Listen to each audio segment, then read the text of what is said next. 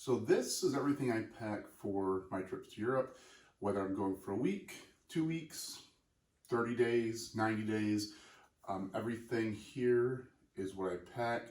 Given the season, it might change a little bit, might have a heavier jacket, a warmer pair of boots, something like that. But for the most part, everything here fits in my carry-on backpack and is everything I need to get through, like I said, 7 days, 14 days, 30 days, 2 months. And to be honest, the drone and the laptop are brand new additions for my upcoming trip to Ireland. I had the clothes on my back, so a button-down long sleeve shirt, t-shirt underneath, a pair of shorts, a belt, socks, underwear. I bring a second pair of shorts if I'm going in the summer. I bring 2 long pair of pants, or 2 pairs of long pants. I bring a fleece or a light pullover sweater, sometimes a quarter zip up pullover, but something to put over my shirts if it is cold, if the temperature drops and I want to stay a little warm in the evenings. I have 2 other t-shirts, so a total of 3 t-shirts. I have 2 other button-down collared shirts, so plus the one I'm wearing now, that's 3 button-down collared shirts. I bring a pair of athletic shorts, typically for pajamas, but also if I get in the mood to run or cycle in the morning if I'm riding a bike, and an athletic t-shirt as well. So again, that's typically my pajamas, but if I do want to do some exercise, which I don't do often anymore, I will wear that. Get those things sweaty as opposed to my day clothes. I also bring a microfiber quick dry towel. This is for using a towel at a beach if I find myself at a beach, or in the case of somewhere like Ireland, which is my next trip, I will dry myself off after getting soaked in a downpour before I get into my car or go into a pub or something along those lines. Also, if I find myself at a beach, I will use my athletic shorts as a pair of swim trunks rather than bringing a specific pair of swim trunks. These will just double up as that. I typically bring 5 or 6 pairs of socks and underwear each. That way, after 5 days, I can do laundry. So when my socks and underwear run out, that's when I know it's time to do laundry. Apart from that, I can mix and match all my clothes, my shorts, my pants, my tops, sweater, to have several outfits throughout the course of the trip. That way although I'm wearing the same clothing every few days, I'm not wearing the same outfit every few days for the most part. So that's my clothing. I always bring some sort of rain jacket with me, some sort of waterproof outer layer. If I'm not going in the summertime, I would bring a 3-season heavier rain jacket, maybe like a Gore-Tex or something along those lines. If I'm going in the summer, I just bring this very light zip-up rain jacket. It does fine. It actually holds up well in Ireland and the UK, which surprisingly, which I was surprised with, but it does do well in the heavy rains or the constant rains that you'll get there. Since I'm going to Ireland, I will bring an umbrella too. This umbrella is not as flimsy as some cheap ones, but it probably will still get blown inside out when the heavy winds hit in a rainstorm or in even a light rain. With the winds in the UK and Ireland, this probably will flip inside out, but it is more packable than a long, sturdier umbrella. So we'll bring that. I have my toiletries. I have deodorant, a razor blade, since I will be there longer than a week. I probably will end up shaving, toothbrush, toothpaste, shower gel, and my hair wax to do my hair. Even though I'll be shaving, I probably won't bring shaving cream. I'll just lather my face up with soap and shave. It does the job. I'm not fussy, and I don't get razor burn, so that'll be fine. You might want to include shaving cream with your toiletries if you're going to be there longer than a week.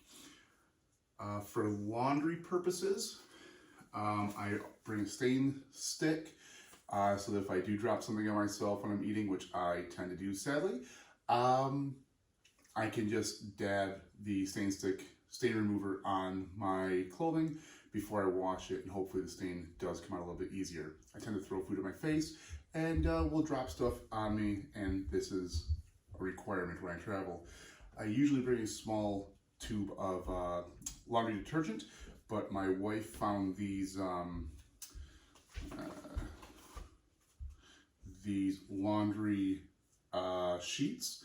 So they have the laundry detergent in them, and they are supposed to work just as well as laundry detergent. So we're going to try these, and they're more packable, and they won't leak in my bag. So hopefully those work out.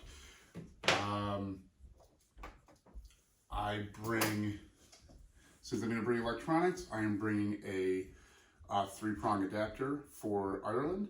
Ireland and the UK are on a 3-prong adapter system for their power.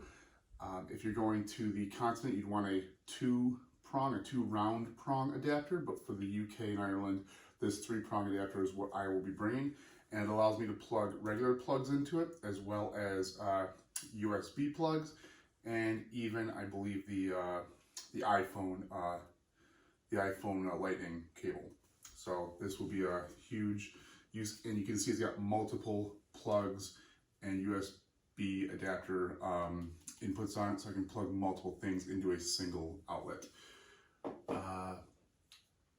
I am bringing AirPods, and actually probably going to bring a set of old school wired earphones as well, so that I can minimize how often I have to charge these. I have my GoPro, my knockoff GoPro. It's actually a Casio. It works perfectly well. It's got a waterproof case, and I enjoy using this. And I have a stick that I can attach it to as I'm walking around, and I can video myself on this. I always bring a paper map, especially if I'm driving, and I will be driving on my next trip. So I know that, you know, we have access to GPS on our phones, but sometimes we don't have the reception that we think we're going to have. And a good map, a very detailed map, is sometimes crucial when you are driving on some of the countrysides that you'll find in Europe. It's not always, always get the reception for your cell, and a map will not only always be available, but it'll also save battery life for your phone too, so you don't have to keep checking your phone or have the directions on. If you have a good map, you can use the map while you're driving. Hopefully you have a good navigator if you're driving, and not have to rely on it while you're driving, or rely on reading it while you're driving. Someone else can read it to you. I have a notebook, pen, and highlighter for taking notes while I travel. I can put them in my phone, but again, if my battery dies, or if I just want to save battery life for whatever reason, I can just jot down a note, a reservation time, anything like that in my notebook, and I'm good to go for the day. What I do find helpful with a notebook is I can jot down my day's itinerary. So I can just list out the highlights of the itinerary for the day, what I want to hit, where I want to go, so I don't have to constantly check my phone or my master itinerary, which I'll show in a moment. I can just refer to my notebook if I forget, and I know exactly where I should go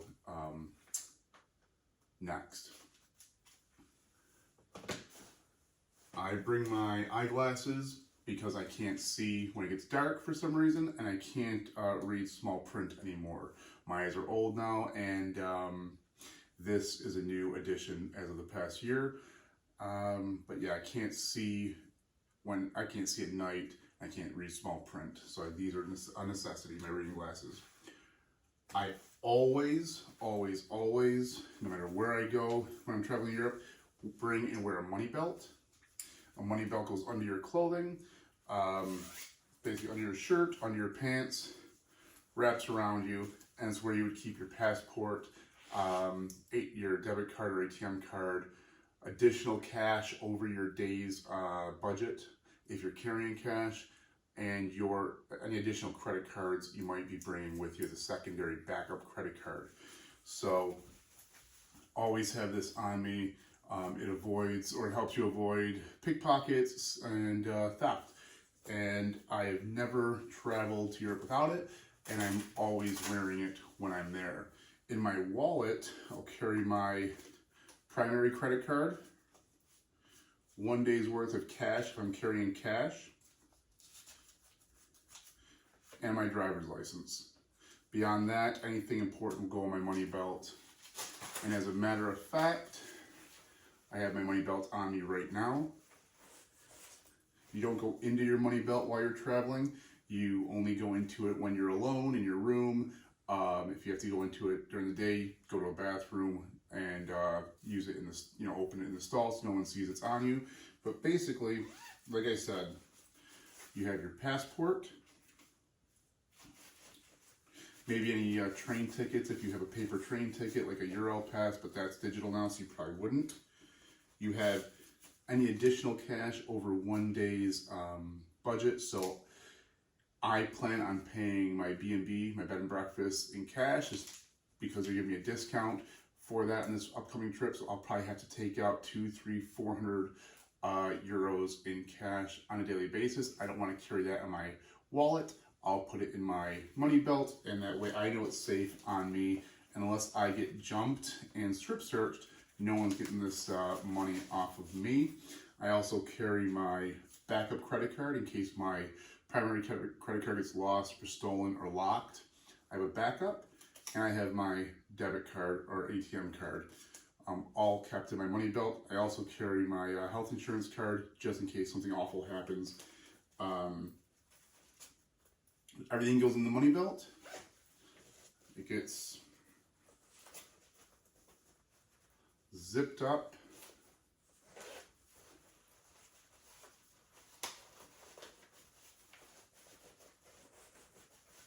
And stowed away.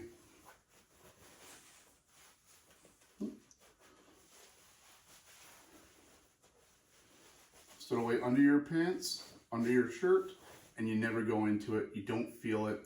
It's not even there. Consider it a safety deposit box for your valuables, and you only access it in dire situations and when it's not dire situations, but only in private, when you're in private.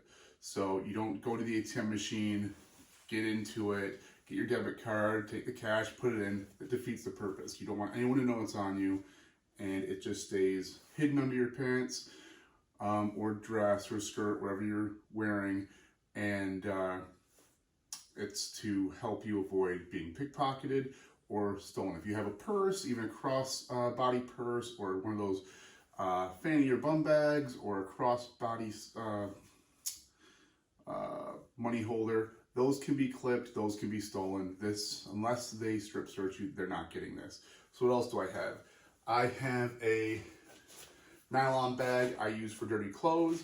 So when this is full or when I'm run out of underwear and socks, I just have to take this to the laundromat, and I can do laundry there. Whether it's self-service or full service, I just have to bring this full bag, drop it off, and I'm good to go. It also will protect my bag from being smelly from any dirty clothes. So that's, I always bring that. I do bring a flashlight. It's not really necessary, but it's just from just my previous trips in the past when I used to stay at hostels. I'd always want a flashlight at night. Sometimes my phone is charging or dead. I don't want to use it, so I'll have this flashlight. In a B&B or hotel room, sometimes I don't want to wake up my family by switching on the light, so I'll use a flashlight to see around if it's too dark and I need to get to the bathroom or need to get something out of my bag. I always bring a physical copy of my itinerary. I bring physical copies of my hotel reservations or rental car reservations, and sometimes even attraction bookings or reservations. So I'm going to the Guinness Storehouse and I've reserved that by buying tickets online. I'll print that out to bring with me. Reason being is I have traveled, my phone has died, and I can't access a ticket on my phone. So that's a bummer, having the printout with me. Worst case, I throw it out after I go to the attraction. Maybe I need it, maybe I don't, doesn't matter, I have it. And I know that even if my phone battery is dead or I'm not getting service, that I have that hard copy backup. I also bring a copy of my passport, and I'll keep the passport copy somewhere in my backpack, just in case I lose my passport.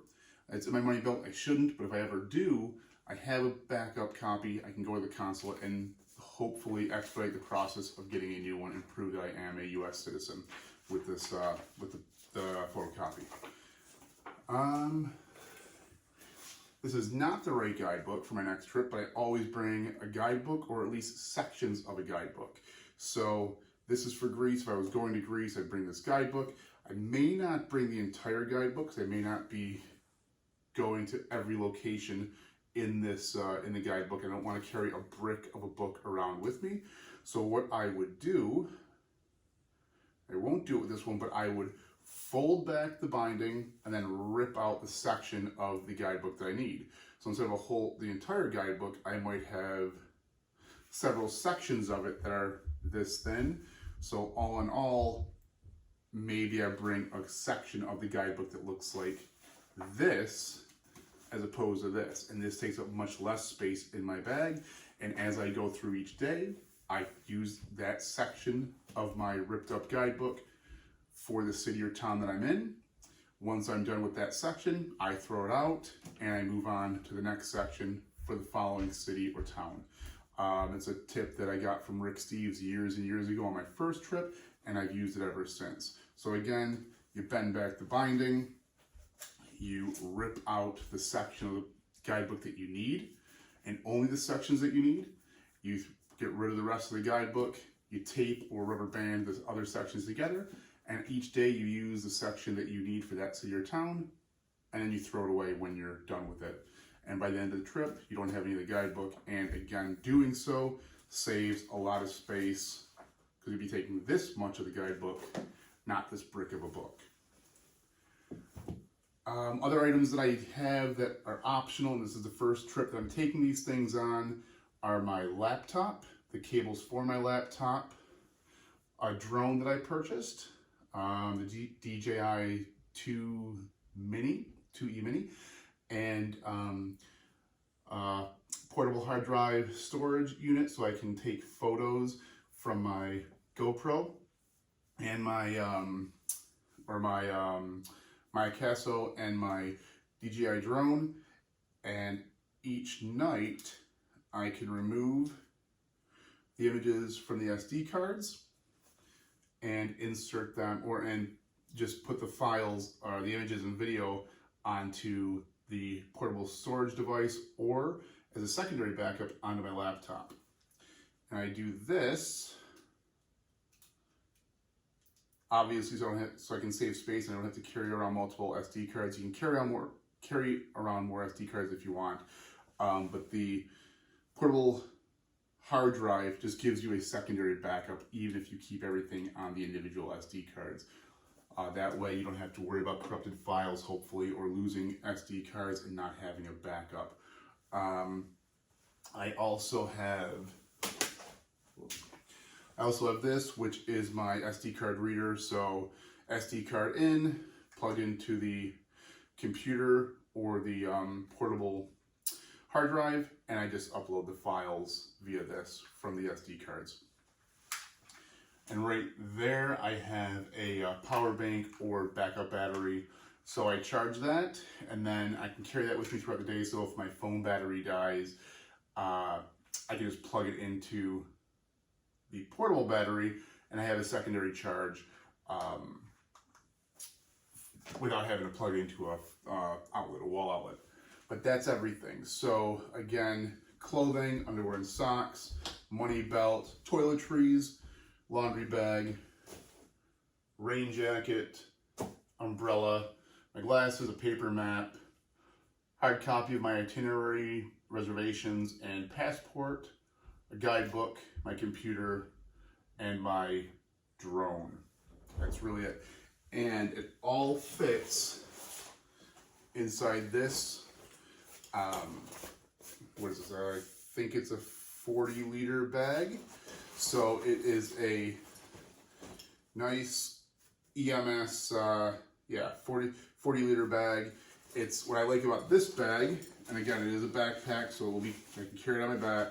But what I like about this is it is a front loader. So a lot of the travel bags now are front loaders. You might get not old school, but you might get a hiking backpack, which is top loading only. I find those to be very inconvenient. You can't see what's in it when you open it up. You can't get to what's in the middle or the bottom easily. A front loading backpack or case is what you want when you're traveling around Europe. I think that's my opinion. I love this bag. I actually love the bag I had previous to this. But sadly, I wore that out. It got ripped. It couldn't be repaired. I had to get rid of it, and that was a sad day getting rid of my my EMS travel pack. So there's this for the luggage. I have this for my day pack. So my day pack is what I would carry: my rain jacket, my umbrella, my guidebook section for the day, and maybe a water bottle in.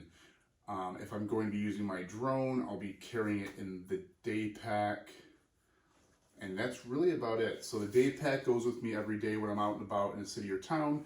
The luggage backpack stays at the B&B or hotel or hostel. If it's a hostel, it'll be locked up. But beyond that, these are the only two things I'm carrying, and I'm only carrying this when I'm moving between accommodation to accommodation. So leave accommodation, I put this on my back, get on the train or in the car, go to my next accommodation, this comes off, everything's in it, and I just leave it there. I'm only really carrying this day to day, so that's it. So this is all I carry. I'll show you what it looks like packed up. And that's it. It's very light. I don't have to check anything in at the airport, and I find that doing so allows me to be very mobile, and I can move around a lot more freely. I don't have to lug or drag suitcases on cobblestone streets. I don't have to worry about checking things in and potentially getting luggage lost at an airport.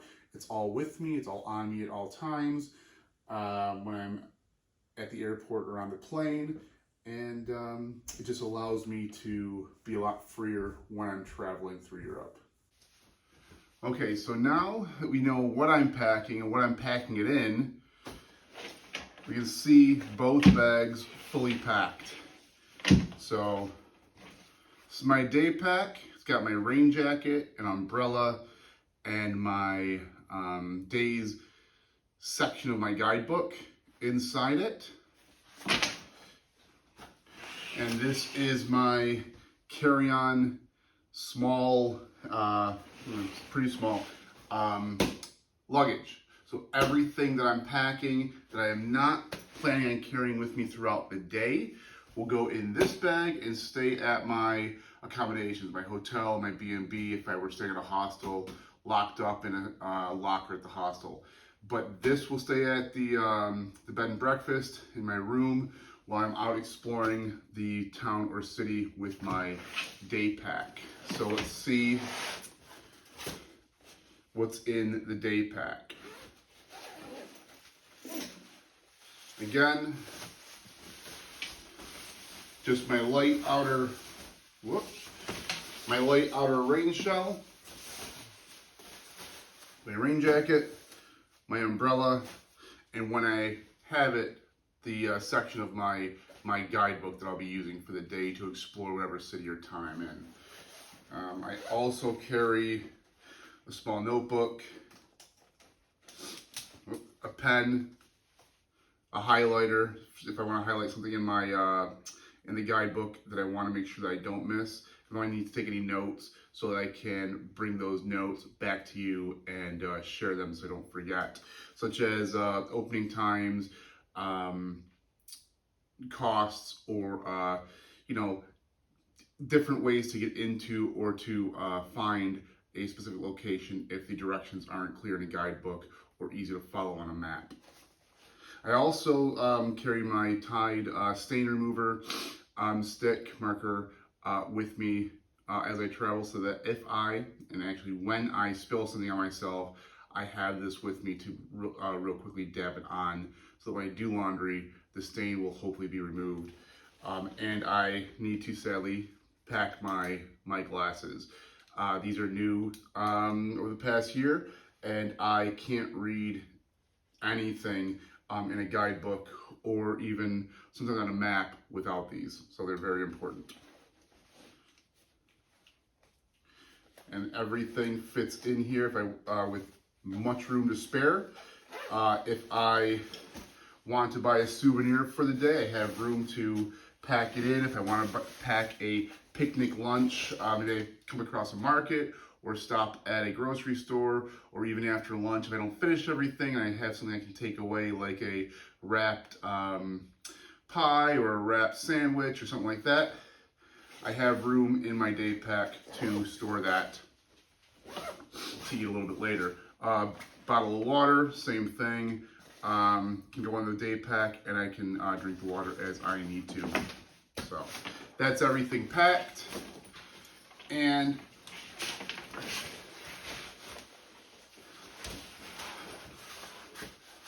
it's easy to carry out my back with the day pack. This is old school, and I look like a turtle person, but as I'm walking around between hotel to the train or to my car, I can simply walk around, look like this, kind of goofy, but it's easy to walk around with my luggage and get from place to place if I need to move my luggage. Very simple to do. Everything is super light. I definitely recommend packing light. Obviously, if you have a rolling suitcase, the carry-on size rolling suitcase, those are just as easy to pack and just as easy to get around if you don't have cobblestone streetways or walkways.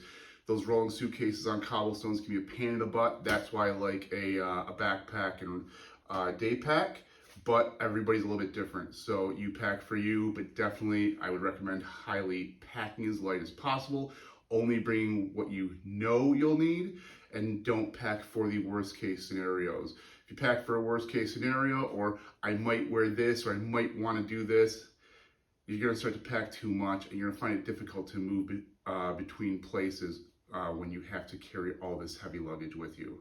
So that's what I pack. That's what I pack it in. And, you know, hopefully, you're on your next trip to Europe, you'll pack light and you'll be able to get around very easily. Bye.